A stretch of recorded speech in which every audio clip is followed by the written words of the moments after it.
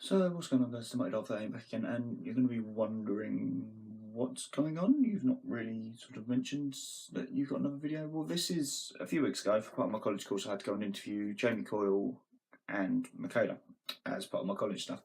These are the two interviews. Obviously, the first one with Coyle, the second one with Michaela. And I just want to say very quickly, massive shout out to Coyle, letting me interview him, and also, fingers crossed, ideas for the future. Maybe I can get a few more interviews with a few more fans on my channel. Definitely looking to incorporate that into vlogs. So yeah, enjoy the interviews, guys. This is the first time these have been aired publicly. So yeah, enjoy it. And I will very quickly apologise for the pretty shoddy camera work in both of them. Michaela's one more than Coyley's, but yeah, thanks. Thank you to both for letting me interview them. It's, honestly, it means so much. And yeah, enjoy the interviews. I'm joined by one man of a two-man Dartford management team, Jamie Coyle. How you doing, mate? I'm very well, thank you. Very well.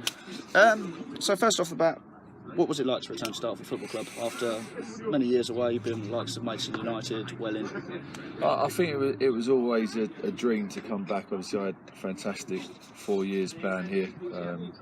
Gained a lot of success with promotions and really enjoyed my time here. And being a local as well, it was always the club that I would always have loved to have come back and been involved in the management team and trying to move forward and push the club forward. And luckily enough, had the opportunity this year, and it's been brilliant. Following on from that, obviously, following a club legend such as Tony Berman, I mean, obviously very big shoes to fill, but how did you feel? Was there any intimidation there, or were you just really up for it? No, I've got a good relationship with Tony when I was a player here, and then even when I left, we've had a relationship with regards to talking about opposition or players, and a little bit of advice here and there. So no, it was always going to be a challenge because he's done brilliant for the club, being there 14 years. It's always going to be tough, but he's still around the place, being a director of football, and he still has some form of input as well, which is nice for us. And like I say, myself and Flans know him really well. If we didn't have the relationship, or we've come out from a different club and not had the experience in terms of knowing him before, it would have potentially been a little bit more difficult. But because we know him well and he's always been supportive, it's been great. So obviously, some supporters are going to say this season's not as sort of, I think a few people are expecting league title challenging. I personally wasn't, but what's been your highlight so far, would you say? Selfishly beating Welling on New Year's Day. I think that was I thoroughly enjoyed that after the abuse I was getting on Boxing Day. I can imagine. So to win it right at the end as well, and for the boys and the club to get 3 points so early in the year, it could really hopefully kickstart us, and it starts on the right foot, and trying to build and push on in the second half of the season. So obviously, going back to the whole management thing, working with Adam Flanagan, of course you two had a partnership at some point in defence. What's it like working with Flan?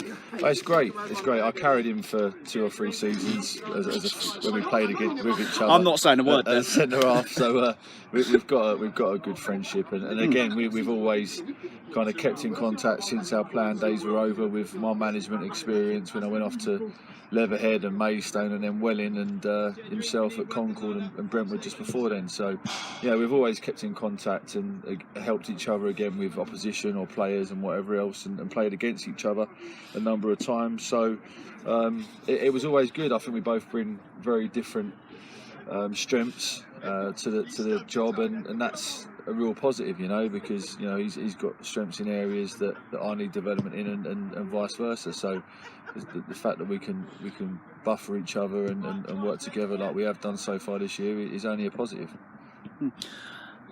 Finally, obviously, what is the aims for the next couple of seasons for the club? Well, our aim this year, it was always going to be difficult because there is the expectation level of some people around the club that we should be towards the top of the division, challenging for the title. But this year there's 3 teams that are full-time professionals. You've got a lot more financial clout for a number of clubs, and so it's always going to be difficult this year. Like last year, I think we knew the league was slightly weaker than it would be this year. And there's some clubs last year that have, I think they've trebled or quadrupled their budget. So it was always going to be a difficult season this year. But our aims as ambitious ex-players and now managers is we want to be competing in the playoffs. We want an exciting end to the season this year and to get into the playoffs. And if we do get in the playoffs, I'd say it's a massive success with the strength of the other teams that we're competing with this year and the changes that we've had to make and forced to make this year, and the luck we've had with Puri getting injured and Callum Driver being long-term injured this season. We haven't had much of the rubber of the green really this year. So this season, if we get in the playoffs, I'll be really pleased. And then it's a lottery. You never know. You've got a real opportunity to try and get through the playoffs. And moving forward, everyone keeps saying it's a transition year, and that's great. But we still just don't want to be mid-table and have nothing to play for towards the end. So this year, if we can get playoffs, it'd be brilliant. And then we'll have to reassess and obviously try and build and improve the team for next season, and have a more successful season next year. Oh, well, lovely. Jamie, thank you for a few words, mate. No All problem. the best for the rest of the season. And Thank you. So I'm joined by Dartford fan Michaela Hill. Michaela, thank you for joining us. No worries. Obviously, we'll start off with, what were your thoughts and feelings when you heard Tony Berman had left the club along with Paul Sawyer and Steve Mosley? Obviously I know Tony, and so it was a little bit gutting because where he's been at the club for so long, what he's done there. I was quite gutted, but in the end it was his choice to leave, so got to respect that. Of course. And obviously it was announced Jamie Coyle and Adam Flanagan coming in. I mean, obviously two legends of the club, and as we've heard from Coyley's interview, they get on quite well. What was your initial thought process with the options that were brought in? I mean, I wasn't entirely sure because I didn't really know about their management style. Obviously I know the clubs they were at. I just kept an open mind about it and see what they bring to the club.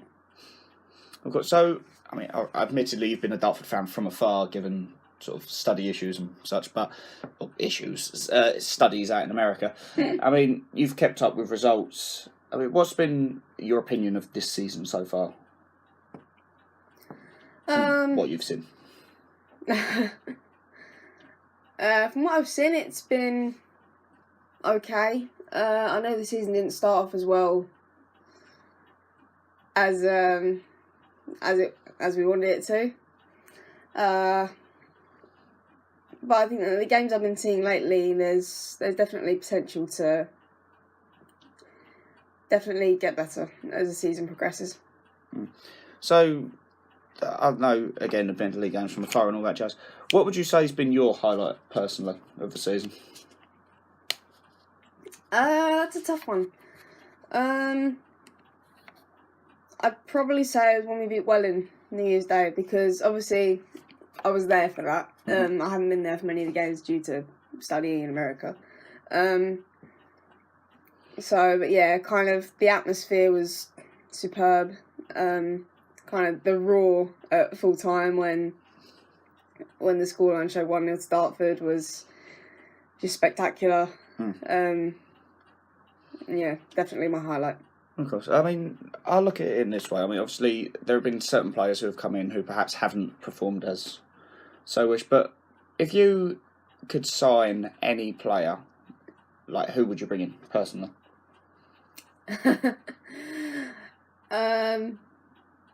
Wishing for a miracle, obviously Cristiano Ronaldo, but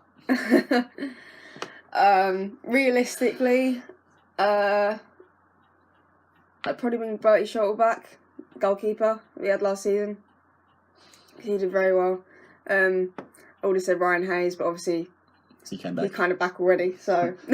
Hayes, he came home. He did. Yeah, so I'd say Bertie. So to finish off, what sort of, in terms of where can you the direction the club's taking, where would you see us in the next few years? Next few years, I'd probably say National League Prem. get him back up there, and just try and get a bit of continuity in the top league of non-league football. Right, well, Michaela, thank you for appearing, and Thanks for having me. No worries, pleasure as always.